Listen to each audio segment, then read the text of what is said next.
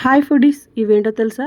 జీడిపిక్కలండి, అంటే పచ్చివన్నమాట. వీటిని మధ్యలోకి చీల్చుకుని ఇలా చేసుకోవాలి. ఇది కొంచెం పని ఎక్కువ, కానీ బాగుంటాయి. మటన్లో వేసుకుంటే ఇంకా బాగుంటాయి. నేను ములక్కాడతో చేశాను.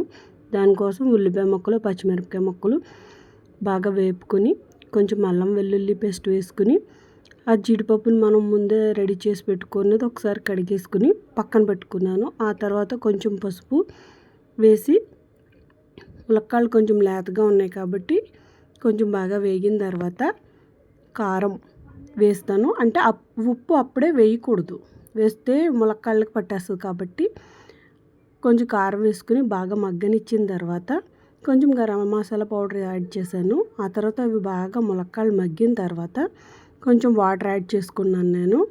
ఆ తర్వాత కొంచెం మన ఈ జీడిపిక్కలు ఉంటాయి కదా, అవి కూడా వేసి అప్పుడు ఎక్కువ వాటర్ వేసుకుని దాన్ని బాగా మగ్గనిచ్చాకే నేను ఉప్పు వేసాను అన్నమాట.